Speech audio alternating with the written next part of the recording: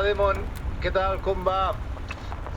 Pues mira, et volia explicar que m'he comprat una casa a Arreu i que l'estic arreglant i em faria molta il·lusió que aquest estiu poguéssiu pujar amb la família i ens veiéssim aquí a Arreu. Va, molts petons i anem parlant. Adeu. Hola, Eloi, quina il·lusió. Tinc que parlar-ho i mirar a veure... Igual sí que pugem.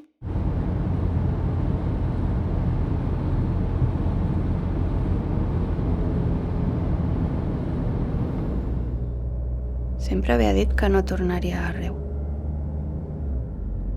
I que si algú dia hi tornava seria per reconstruir. No per mirar com tot ha caigut i s'ha continuat deteriorant. Més de 20 anys des de que vaig marxar.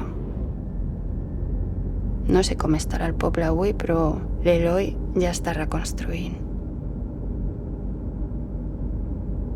Això em fa pensar que serà la tercera vegada que Arreu es reconstrueix.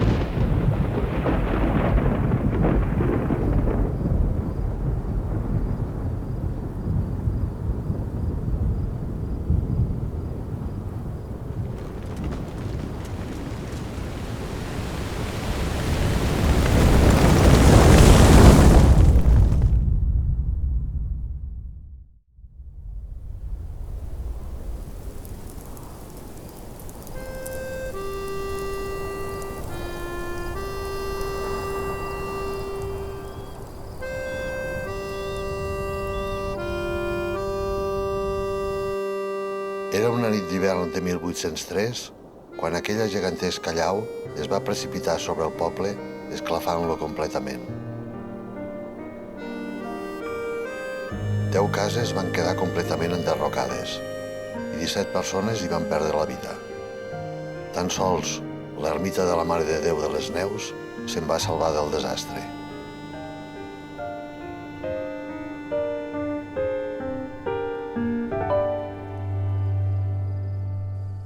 Al baixar la llau aquella van traslladar el que era el poble a baix i allí van construir els quadres, el que eren els quadres. Casa Llirbant mateix encara es nota que hi era a dalt, que hi ha la porta amb la volta i tota la història. I es ve que allò és una porta d'una casa, no és una porta d'una quadra. Lo de l'església està ella, al carrer que en diuen el carrer de Sant Cerni, que encara hi queda la paret d'on està el Sant Cerni, que és l'únic que queda, que pots veure que allí de cert hi havia l'església. I al costat hi devia haver el cementeri, perquè sortien al llaurar i de tant en tant s'enganxava l'arreu allà i sortia una tomba d'aquelles, o un crani, o ossos. Vam traslladar el que eren els creus al de baix, que van fer aquella mica de cementeri, i el de més tot va quedar colgat allí. Amb el temps, els supervivents van edificar un nou Arreu, a reser dels desprendiments de la neu i en el lloc que ocupa actualment. Van haver de començar de zero.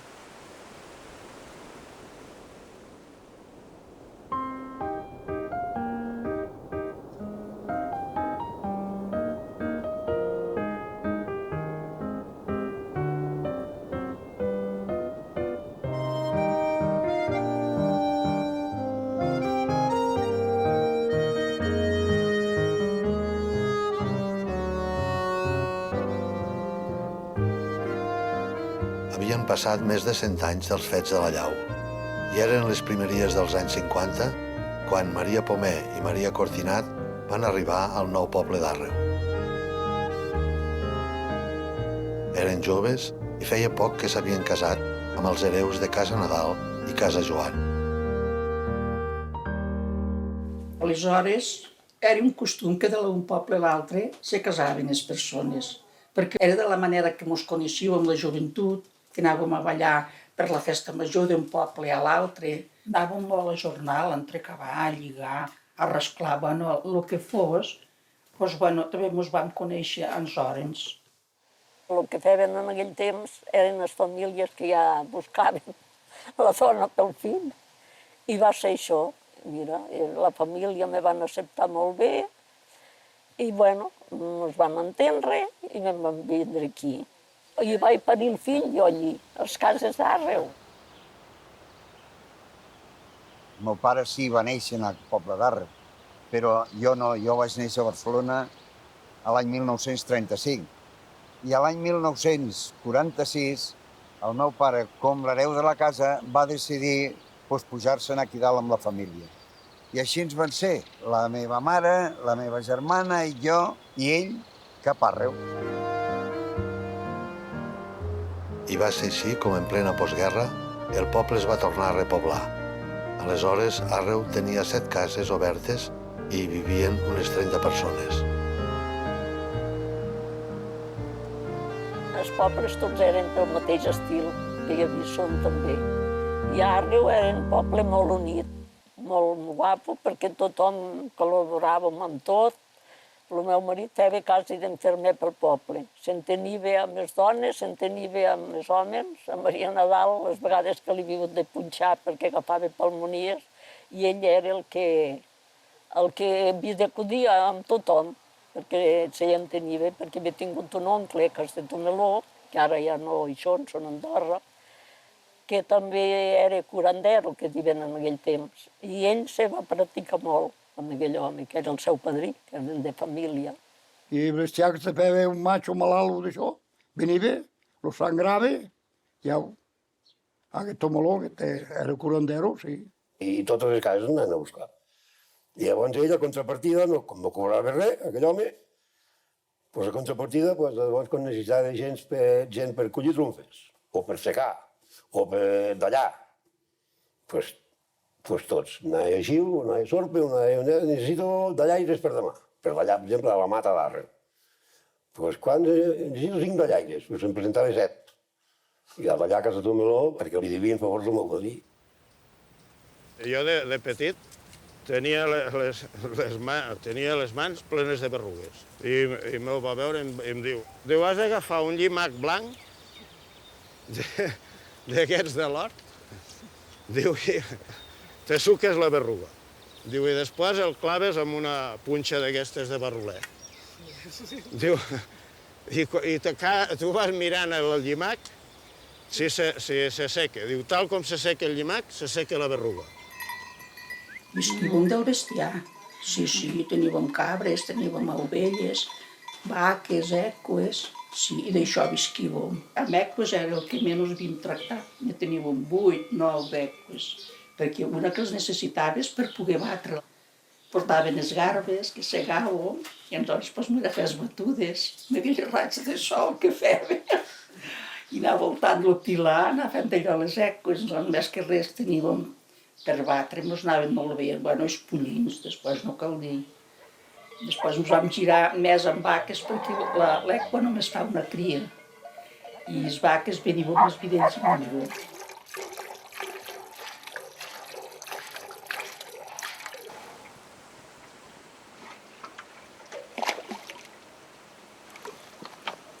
Era tot bastant pesat perquè s'havia de baixar la llet a baix al pont amb l'animal, amb unes corbelles que en diuen naltres, que es ficaven a cada costat de l'animal, i ficàvem els bidons de la llet a dintre i l'havíem de baixar a baix al pont, que passava el camió que la recollia d'aquí d'Esterri.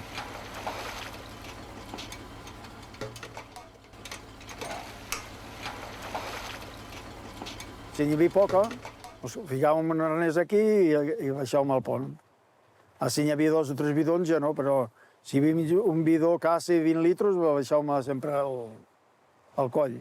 Hi havia hagut hiverns que havia caigut moltíssima neu, que no podíem baixar ni amb l'animal, ni amb l'equa, perquè el camí no es veia bé, estava tot nevat amb un tou de neu, i llavors teníem que baixar els bidons a baix al pont que els replegués el camió, lligats amb una corda, igual com si arrastréssim un jabalí.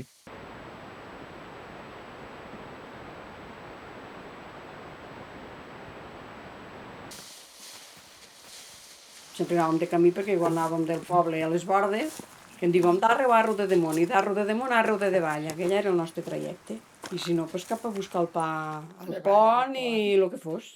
Teníem una cabaneta davall al pont i allí ens deixaven el que compràvem cada setmana i ale, baixàvem, agafàvem, la millor mentre el meu pare feia més diada o ell anava a rentar o així, doncs nosaltres anàvem a buscar les coses que ens havien deixat a davall que havíem comprat.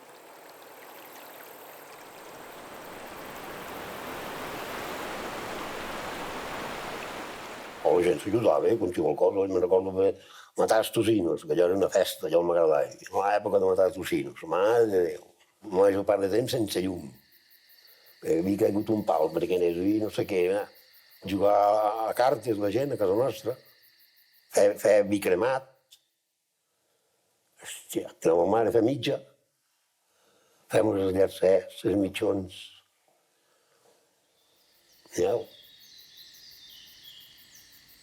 Els homes, bé, perquè marxaven al dematí, s'aixecaven, s'emplenaven la bota del vi, se la ficaven a l'espatlla i cap a dalt les bordes.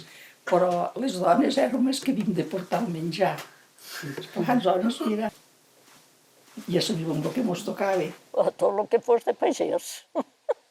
Si no, d'allà i llaurar, que saps el que vull dir, llaurar, això no, però el de més sí. Me tocava el camp, la casa, que esperaven per menjar els conills allà també, i me tocava massa coses. I quan no vam mollir ja vaig tindre una mica més de tranquil·litat. Llavors no hi havia ni col·legi, no hi havia res, les criors anaven venint i vinc de, mira, fixa't, vinc d'anar a estudi amb unes nevades de pa que té d'oliva el cor de treure-te'ls de casa, que és penós. Allò eren bons records per nosaltres, que anàvem a estudi i ens ho passàvem bé. Més que res per nosaltres per trobar-nos amb la nostra gent, amb el nostre, claro, de sortir dels animals, perquè si no, clar, arribaves a casa, agafar un bastó i a guardar vaques o a rasclar o a regirar herba o a lo que fos. La meva germana la Rosita va molt amb les ovelles també. I a mitjanit de vegades t'havies de pujar dalt també a donar-los de popars petitons, o veies d'una ovella no volia del corderet, i t'havies de pujar a mitjanit, t'havies de pujar dalt amb la llinterna, una llinterna així que tenien i au. Amb 11 anys jo, que allà baix a Barcelona anava al col·legi d'encara, arribant aquí, anar a col·legi, arreu no hi havia professor, teníem que anar o a Gil o a Borén, i va ser una experiència bastant dura. El que més por tenim amb 11 anys, que és l'únic que pedregàvem a la Guàrdia Civil. Quan veies les picoletes, deies, tots cap allà, pedrades avall, a veure si tornaven a marxar. Sí, sí. Doncs amb coses així te diverties. Hi havia cap divertició, llavors. Gràcies de cuidar del bestiar i anar fent. Hi havia cap gaire a fora algun dia per la festa major. Es matava la baciva que dèiem, la baciva, costelles, botifarra i no sé què, i no sé quantos, i amanida.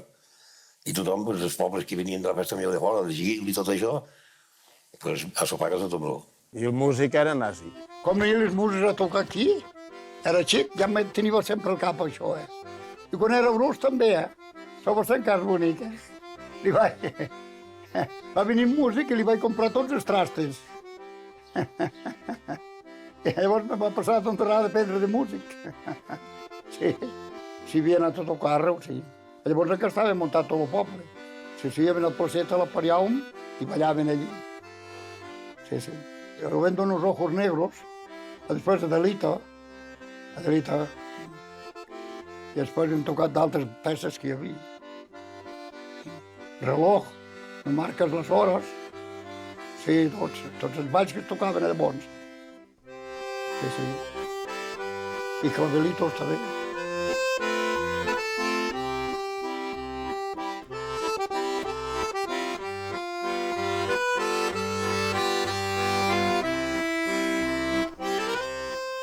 bueno, teníem molta il·lusió amb la carretera. I tanta il·lusió que jo he somiat molts cops amb la carretera, que baixaven els cotxes d'arreu i que pujaven. I toca't els nassos, només era somiar. De tota manera, estàvem molt bé i érem feliços, estàvem bé. Allà arreu.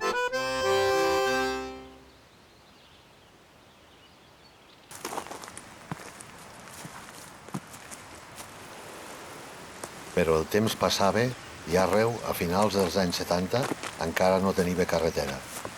Els seus veïns havien de continuar pujant i baixant la càrrega pel mateix camí de sempre. Amb aquestes condicions, la vida de pagès seguia sent molt dura i la necessitat d'una carretera que unís el poble amb la vall era cada dia que passava més necessària.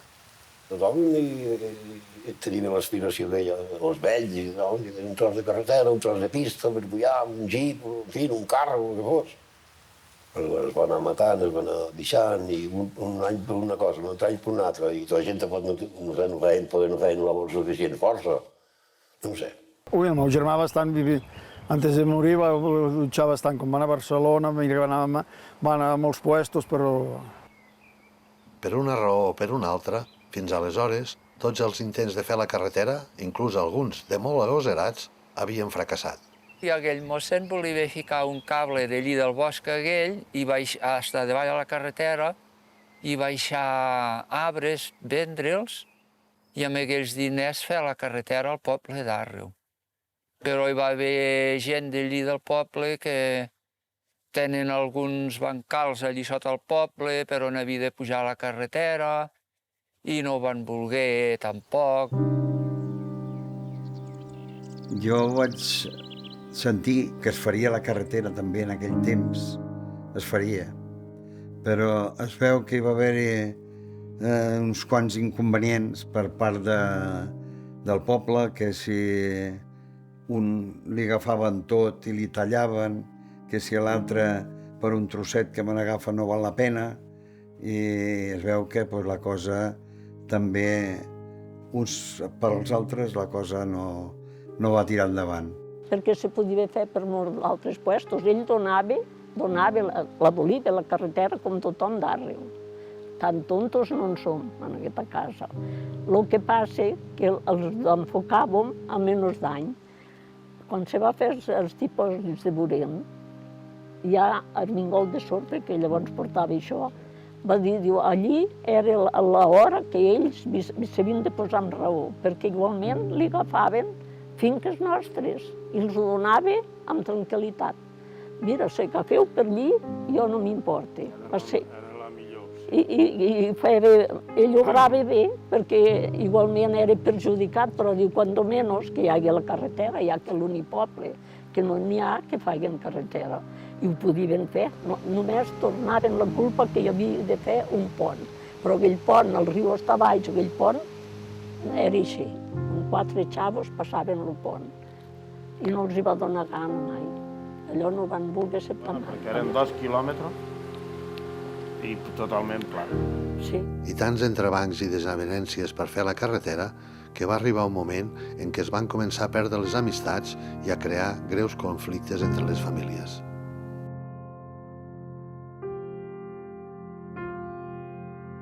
Veies que teníem males cares, perquè esclar, no ho sé, vull dir, també tens la teua manera de procedir, de dir, ara perquè no ho has volgut, hem de patir. Diguem, aquella gentota d'aquella borda, em sentim moltes coses contra nosaltres. La gent hi va i d'altres te porten la notícia. I a vegades això produeix malestar a la persona, perquè penses, per què dolent? I bueno, aleshores, tot era líos, el que passava pels pobles. Llavors l'un no se podia veure amb l'altre. I allò, si ben bé ho mires, era un mal viure.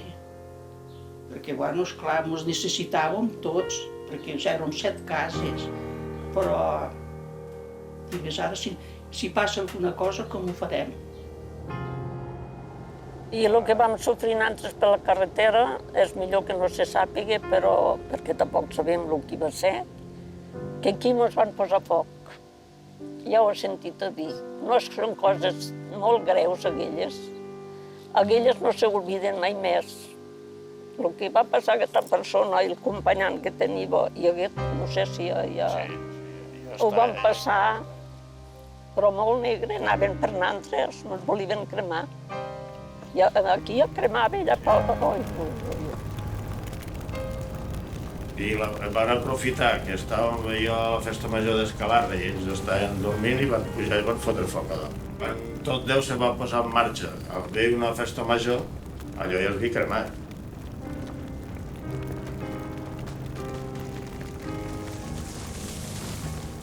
Mai s'ha pogut saber qui ho va fer. La culpa me la vaig emportar jo. Jo com em vaig ocupar, m'explicaven sempre aquestes històries i sempre em venien amb aquests romanços. I jo el que no m'interessava era això, el que m'interessava la carretera i que Joan Darre ho deixés passar. I no li va donar la gana. No li va donar la gana. Avui estan d'acord. Ara ja ha passat la bromada. Ara ja ha passat. Llavors era el moment d'aprofitar-ho, perquè les cases encara estaven més o menys bé, que les podies mantenir, però avui ara les cases aquelles estan totes a punt de caure. Saps què vull dir? I entre això, que ell no va poder deixar passar, i l'alcalde de turno que en aquell moment no li va donar la gana de fer res. Jo no sé com no vaig parar boig en aquells moments, perquè he trobat en el que havia suat a arreplegar tot allò, i per una envidia que s'haguessin parlat com a persona, les coses s'arreglen. No sé si ho deuen tenir solucionat avui aquestes cases encara a la Tirri, que sé que la conseqüència de les històries que em havien explicat a mi, que si el foc, que si m'hi ha aquest foc, que si va ser fulano, que precisament gano, que jo avui em sembla que estan igual encara.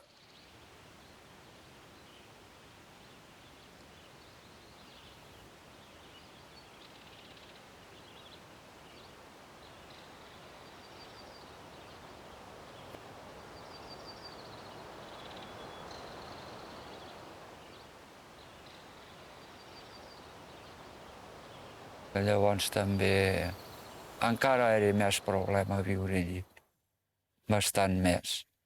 Sense carretera, sense telèfon. Aquests ecologistes me van dir un dia que me van trobar, i per què l'heu abandonat? Dic que això ja s'havia dit, perquè no sé estan vostès. Llavors ho sabran ser per què. Veritat?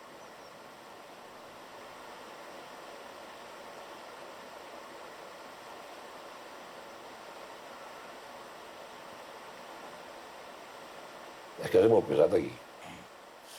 Aquí els pobles aquí baix, Esterri, d'allò, encara hi havia... Es podia fer molt maquinària amb tractor, al moment, o amb carros, allò. Però és que ara era tot a braços, Allí no hi havia ni màquines, ni carros, ni res. Tot a base de càrrega i braços. Pica!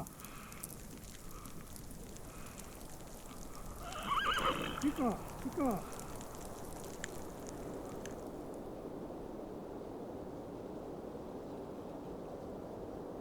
A mi no m'agradava la pagesia i els meus germans, els nenes, pues tampoc no, allò no era vida, no veies que allí no hi havia futur, no. I llavors van anar deteriorant com tothom, no? Com tots els joves van anar marxant, uns cap aquí, altres cap allà, i es van quedar els vells sols.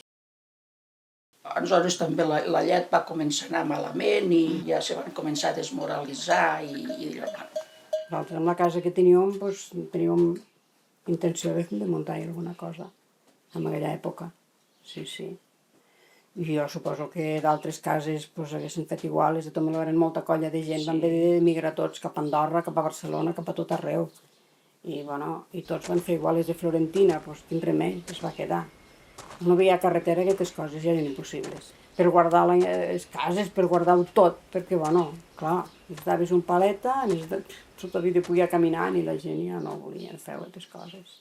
El no veia telèfon. Si era urgent, havia de baixar una persona a avisar. Molts tenien una bicicleta allí, d'una vella borda. Doncs agafaven la bicicleta i m'ho a Esterri. I llavors el metge pujava a peu a Arre.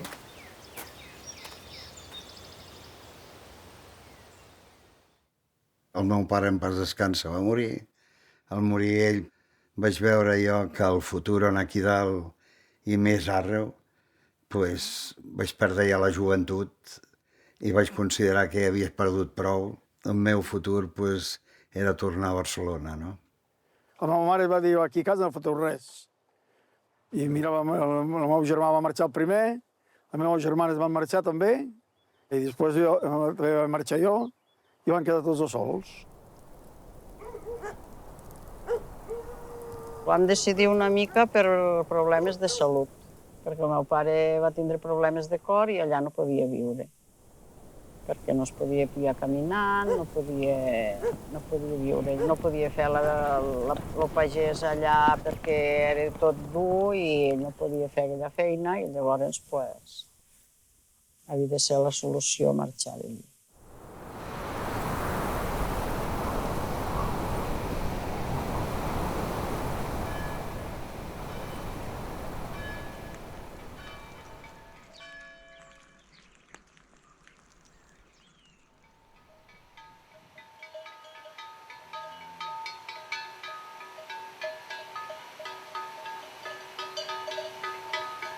Aquell dia sí, me'n recordo quan vam baixar com si fos avui, mira, que es van tancar aquí.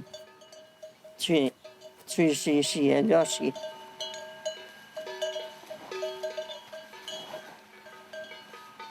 Ens va fer pena perquè has passat la vida amb ells i has viscut també gràcies a ells i aleshores que et veus perdut.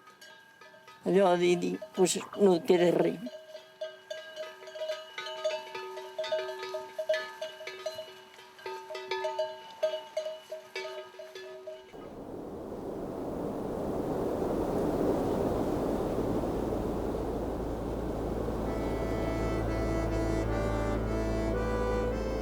Quan l'any 1981 la família Golet va deixar el poble, Àrreu va quedar completament deshabitat.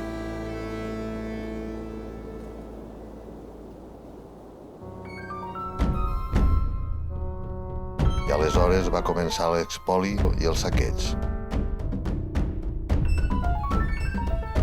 Els anys que n'hi havia vingut la gent pujaven, si es quedava alguna casa s'ho enrossegaven tot. No, res, va ser marxant altres i ja va estar. Pues rebentaven les portes, si no es podien obrir les rebentaven amb palanques o com podien. I era inútil perquè hi pujàvem, la tancàvem i encara no passava una setmana que ja tornava a estar tot obert. Bueno, esclar, nosaltres érem a baix, no que no ho volíem, ja ho sabíem, i les portes estaven tancades, però no ho van respectar. Però tan de pressa va ser allò que quan em vam donar compte ja s'ho acabaven d'emportar tot. Si hi hagués hagut la carretera això no hauria passat, perquè la gent hauria anat pujant, ho hauria mantingut, no s'ha pogut arreglar les coses, perquè pujar el material allà dalt és un problema, és un gasto, i llavors, doncs, clar, la gent ho ha anat deixant. Doncs ara ha caigut un llosat, ara ha caigut una porta, i està tot fet malbé, a part de que, bueno, que la gent també se fique en puestos que no són seus.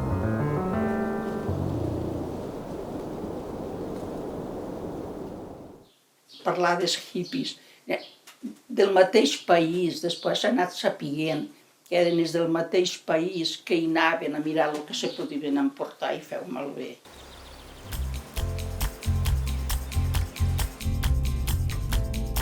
Moltes persones havien ocupat Àrreu en tots aquells anys d'abandonament. Quan a la tardor de 1994, un grup de joves, il·lusionats per viure en aquell poble abandonat, hi van arribar. El que volien era anar a un lloc on poder fer la vida d'estar en contacte amb la natura, poder ser el més autosuficients possibles i, bueno, fer vida diguéssim, de pagès, de camp, de tenir animals, horts.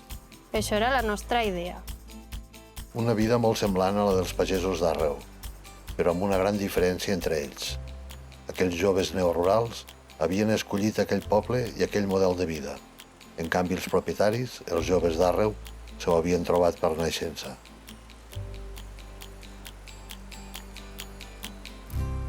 Quan vam arribar nosaltres no hi havia ningú.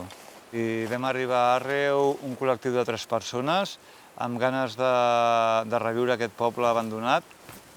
Ja feia un temps que voltàvem per Catalunya buscant un poble que tingués unes característiques que a nosaltres ens permetés poder desenvolupar i poder fer una vida autogestionada i fora del que era l'àmbit de la ciutat. Quan vam arribar a Àrreu vam veure que tot això d'alguna manera es complia.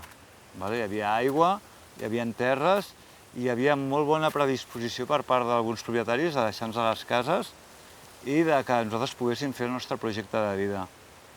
I això ens va engrescar molt. I vam arribar aquí a Àrreu a la tardor del 94. Llavors vam anar preguntant i van anar a donar amb propietaris de la casa florentina i al final van llogar aquella casa. La idea era pujar i anar reconstruint la casa. De seguida ens van donar compte que a la casa florentina no podríem viure, de moment, perquè no estava habitable. I vam parlar amb la Maria de la Casa Nadal i ella ens va oferir i ens va deixar casa seva. A Rosendo li va semblar que sí, que se veia una persona molt posada, molt d'allò. I llavors va dir, cuida casa, i no te'n vull pas cobrar res. Sobre el 93 al 94 van anar a viure amb una tardor, que ja començava la fresqueta, i van començar a pujar tot. Estris de cuina, estris de treballar al camp, tot el que necessitaríem per començar a projectar. El fet que el poble estés abandonat i no tingués carretera va facilitar a aquells joves una certa entesa amb alguns propietaris, que els hi van deixar la casa a canvi de que la vigilessin i cuidessin el poble. Per nosaltres era molt important tenir molt bona història amb l'entorn. Per tant, l'Hermenegildo i la Maria, que vivien a la borda del Joan, eren les persones més properes que teníem quan arribàvem aquí a Àrreu, perquè molts cops deixàvem el cotxe a la seva borda i pujàvem caminant pels seus prats que ens estalviaven algun trosset del camí que pujava fins aquí. I a part de fer drecera pel seu prat, ells sempre, hola, què tal, necessiteu alguna cosa, que demà baixarem. Vull dir, interaccionàvem d'una forma molt natural. Vull dir, necessiteu sucre, necessiteu sal, necessiteu... Demà passarem per Esterri, us agafem... Eren gent que no necessitaven de res, perquè ho tenien tot. I ells ens ensenyaven coses, també. La Maria i l'Hermenegildo. Sense explicar, no? Vull dir, perquè veies com regaven els prats, veies que feien servir les sèquies que havien fet servir des de fa molts anys per regar els prats sense aspersors, veies com les ovelles ell les portava cap a un lloc i després cap a l'altre. Són tot de coses que no t'ho diuen en paraules, però tu dia a dia vas veient i dius, ostres,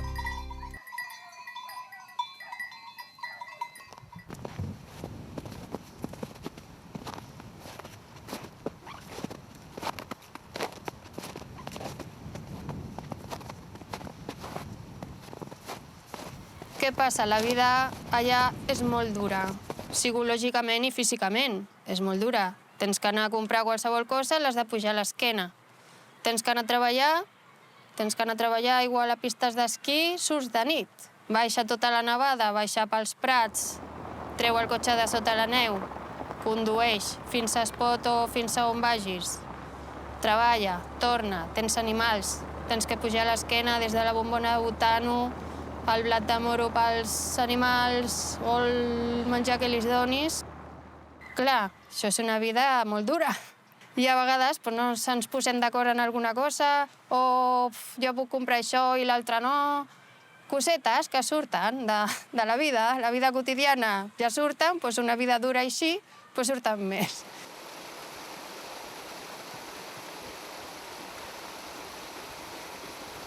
El nostre projecte va quedar una mica diluït al cap d'un any. Per qüestions personals i també per qüestions de vida, del dia a dia, suposo, de que la gent que treballàvem fora d'aquí del poble d'Àrreu, el fet de baixar cada dia fins a Llavorsí o fins a Espot a treballar, doncs eren hores, era temps. La pràctica del dia a dia i el fet d'aconseguir diners te fa sortir-te del teu projecte inicial perquè has d'anar vivint cada dia. I al final, doncs, bueno, un va marxar cap a Barcelona, un altre va marxar per una altra vall de per d'allà del Pallars, i jo vaig quedar allà. Jo volia viure allà de totes. La meva il·lusió era reconstruir la Florentina, de que vingués més gent a repoblar aquell poble, de tirar cap endavant. És un poble maquíssim, es mereix continuar la vida.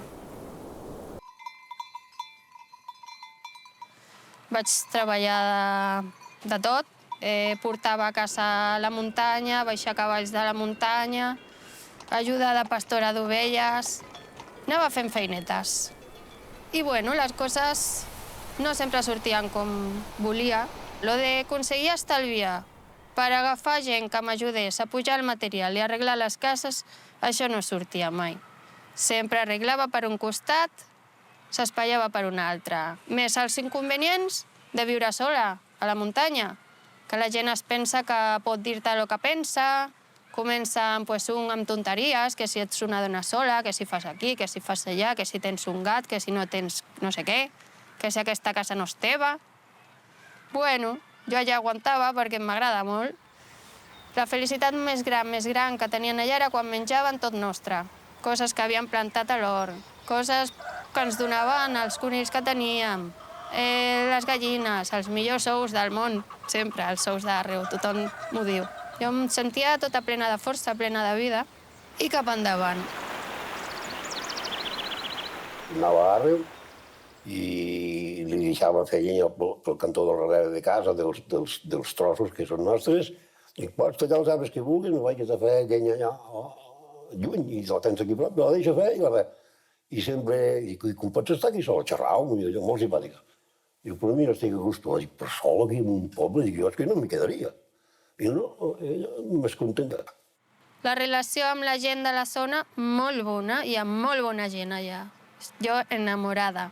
Enamorada de la Maria de la Borda de Joan, em va ajudar moltíssim aquella dona, l'Hermenegildo també. Sempre m'apoyaven i m'ajudaven en tot. No em deien, oi, però busca't un home que tingui una borda o que tingui alguna cosa. I així jo no vull cap home, jo vull viure la meva vida i no em cal ningú per fer les coses.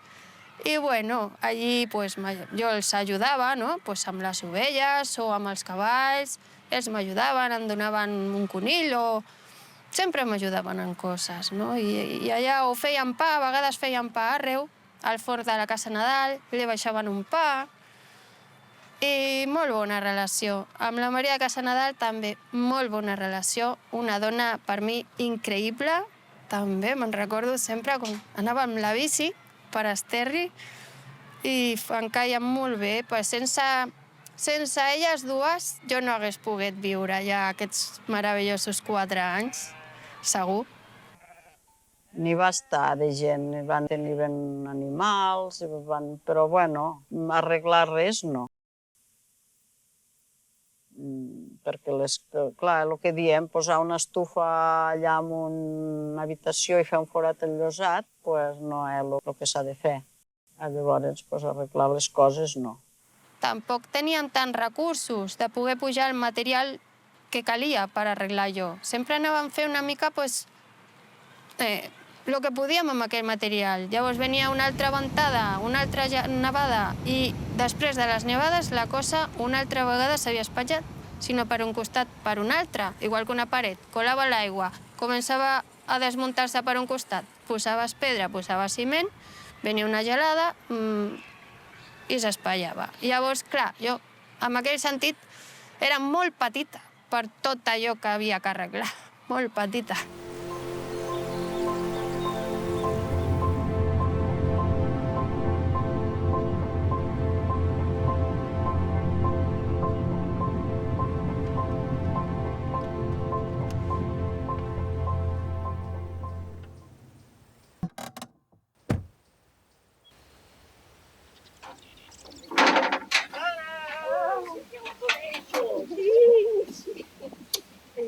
Guapa encara.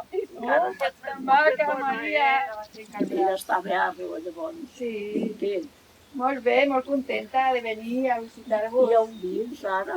A Barcelona. Ah, estàs a Barcelona? Sí. Ah, jo pensava que estaves per aquí molt un poblet, que jo estic. No, vaig passar a Barcelona. Bé, i se vas tornar a la teva vida. Bueno, allí tinc la meva feina i tot. Pues això va bé, Sí. tindré feina. Si hi ha feina, ja d'això, si no malament.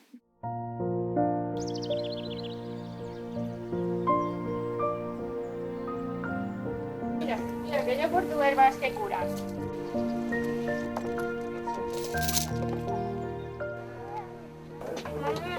¿Tienes miedo a algo? Que sí. Yo sí. Esto es la llar de foc de Mo. Se ha de vaciar todo y volverla a hacer nueva.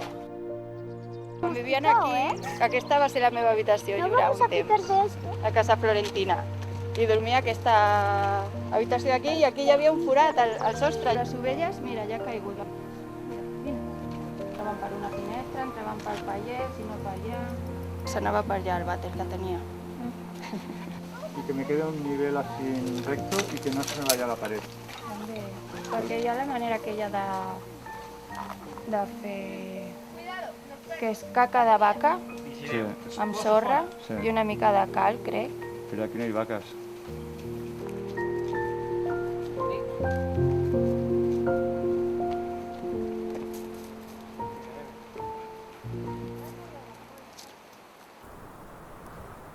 L'any 1998, quan la Demon continuava perseguint el seu somni que li permetés continuar vivint a Arreu, una notícia la va fer despertar de cop. Els mitjans de comunicació anunciaven que Baqueira havia iniciat un projecte d'ampliació de les seves pistes cap a la vall d'Arreu i portaria la carretera al poble. El Departament de Medi Ambient de la Generalitat donarà llum verda a l'ampliació de l'estació d'esquí de Baqueira-Beret des de la Vall d'Aran cap al Pallars Sobirà, però en reduirà la superfície. El departament creu que això farà compatible l'ampliació amb la creació del Parc Natural de l'Alt Pirineu. El projecte i la conseqüent polèmica que es va ocasionar entre els propietaris d'Arreu, partidaris de l'ampliació i les organitzacions ecologistes que s'hi oposaven, va crear un gran enrenou per tota la vall.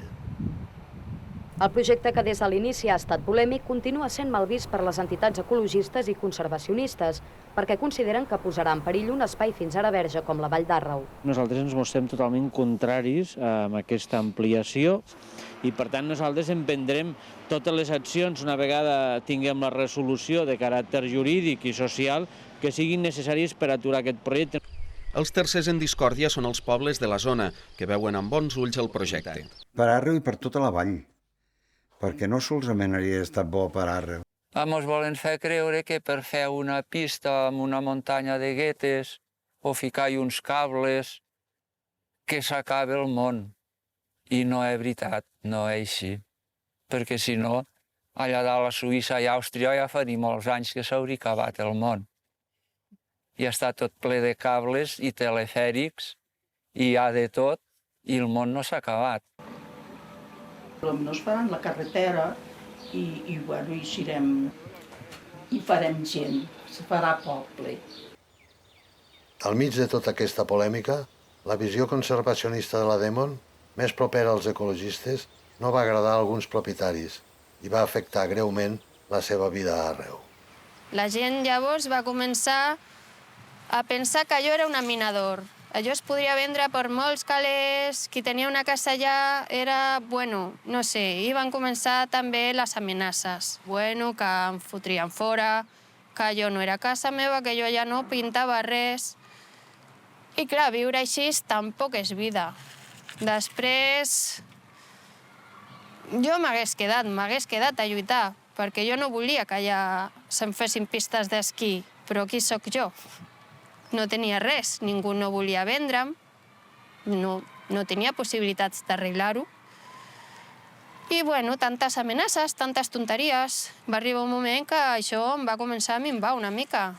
Vaig patir amb els animals també, atacs de gossos, que em van fer malbé les ovelles, i coses que costa molt tirar cap endavant i de seguida estàs passos enrere. Llavors, al final, ho vaig valorar tot també vaig patir assetjament per part d'homes, això ho tinc a dir, que em trucaven per la nit, fent trucades molestes, m'havien matat un gos, això ja són coses sèries. És gent que no li interessa que estiguis ahí i faran el que sigui per fotre fora. Per una raó o per una altra, al final ja estava farta i un dia vaig tenir un gran ensurt i vaig dir, bueno, o sigui, el pròxim ensurt d'aquesta mida, a lo millor tinc que fer alguna cosa seriós i, bueno, no sé, si valia la pena arribar a un grau tan violent de tenir que defensar la teva vida. Vaig posar-ho tot en una balança, em vaig trencar el cor perquè jo no volia deixar arreu. Vaig tancar la porta i vaig marxar amb la roba i poc més i vaig deixar la casa muntada. Va quedar tot allà. Tot el meu esforç de 4 anys va quedar allà.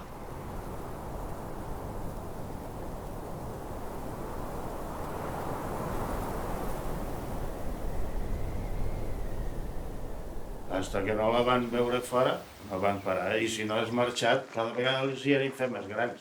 Temps després de marxar em van dir que havia pujat més jovent a viure a Arreu, que van estar un temps, però degut a les pressions també per lo d'ampliar pistes de vaqueira, al final van marxar. Nosaltres sí, teníem una consciència i fèiem una lluita antivaqueira, no? Perquè trobàvem que no era la manera, no? Vam marxar poc abans d'acabar el 2000, a partir de que va vindre vaqueira o no, i també llavors sí que n'hi havia molts veïns en contra que com que ja no miraven tan bé o bueno, semblava que venia vaqueira i aquí nosaltres estaven una mica enmig fent nosa o estaven ahí, no sé. I també estaven en contra de vaqueira, per tant ja no eren tan ben mirats o ja començaven a veure més, no sé, unes altres actituds. Finalment, l'any 2006, la Unió Europea va denegar l'ampliació de Vaqueira cap a la vall d'Àrreu. Els joves ja havien marxat, la carretera no s'havia fet i el poble va quedar novament deshabitat.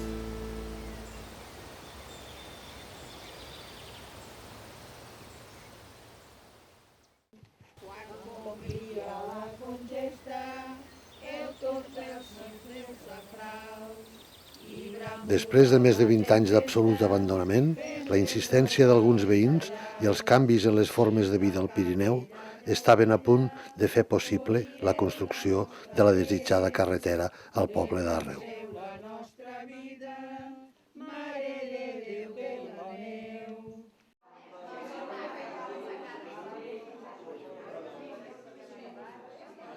Cada vegada que hi havia un nou ajuntament, els veïns d'Àrreu van vindre a dir la carretera com ho farem. No el podíem agafar des de l'Ajuntament un projecte d'aquesta envergadura ni trobàvem ajuts per aconseguir-ho. Però llavors vam fer la proposta de que bé, una carretera no podia ser, però una pista d'accés, amb un jeep, amb un terreny poguessis arribar, sí. Aquesta finca no correspon res a Àrreu. Paguem la contribució a Sorpe. O sigui que si s'hi volgués negar, jo crec que mai l'haguessin pogut esforçar a fer-la. Però el que passa és que, clar, no han parat de punxar, jo ja sé si aquí, i anar punxant la punxa fins al que han alcançat, aquest sí. No m'ho pensava mai, no, perquè ja s'havia enfrontat tantes vegades que m'ho semblava ara aquesta anirà a la vençuda i no havia pogut ser mai. I esperem que la tercera vagi a la vençuda, a veure si aquesta serà la bona.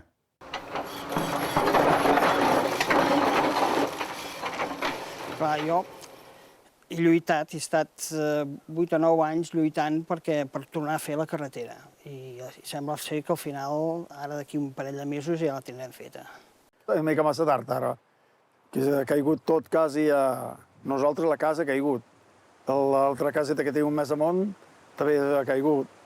Algú s'arreglarà la casa, les altres podran pujar en cotxe, però a mi perdrà l'encant que té ara el poble, doncs perdrà. Ja tots aquests reconers de caminets i que estan els muros i el camí estret, doncs tot això ja desapareixerà, deixarà d'existir, ja no podrà ser mai el mateix. Ja serà una pista d'arreu, però ja no serà el camí d'arreu, ja no serà. El moment bo hagués sigut quan hi havia la gent. Ara s'aprofitarà algo, però no el que seria valorat el poble en si amb molts anys enrere, perquè les cases s'han perdut, està tot destrossat, s'ha cremat coses, vull dir, el poble està perdut.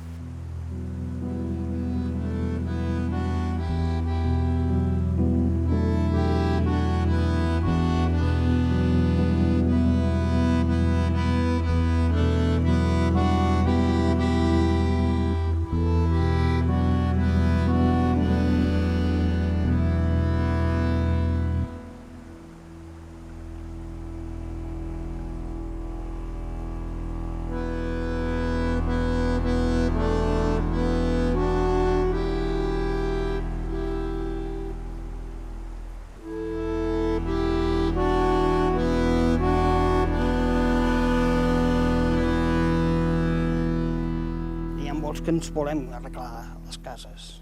Per tant, això és una cosa que ho haurem fet, segur, segur. A més,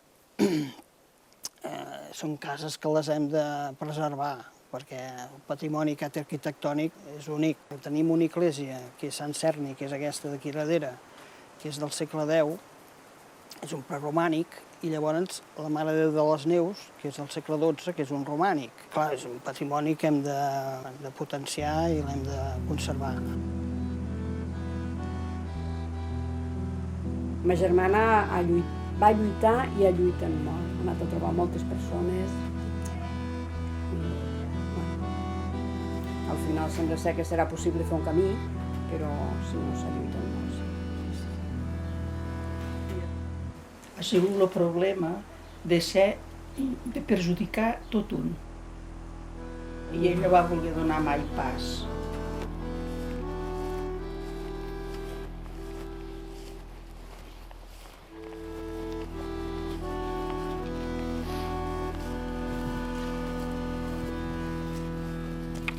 Els anys hi són, no sé els anys que hi podrem pujar, però almenys poder dir arribem a arreu. Mos ha calgut pujar a peu. Quan no val això, Si és que no hi són, ho veguessin, no se ho creurien, pobres. No, de veritat que no. Un dia, que si no hi ha allò, no hi aniré més. I si hi ha la carretera en què hi podria anar algun dia. Me sembla, allò que hi diuen. Mai és tarde cuando llega. Així podem dir nosaltres. Si hagués sigut que mos haguessin tocat una mica tots, potser ells també eren els més perjudicats, però al veure que els altres cedíem, doncs potser hagueren cedit, però al ser ells els que més, no sé, si ho mirem bé, és veritat. Jo ara quasi aquí ho faig per companyia als meus fills, però si no, no hi tinc apreci, me'n van fer veure massa. De vegades penso, mira que no pugui tenir carretera per la seva culpa.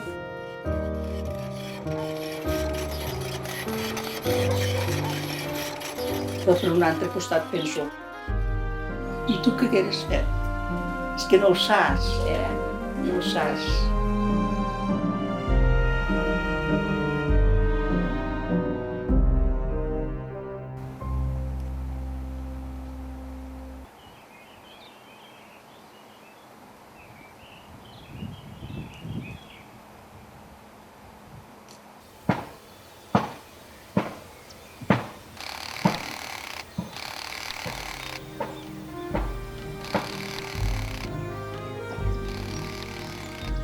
O sigui, el fet de fer la carretera no vol dir que aquí, vinga, va, anem a construir i anem a fer aquí, vivendes o hotels o xalets o...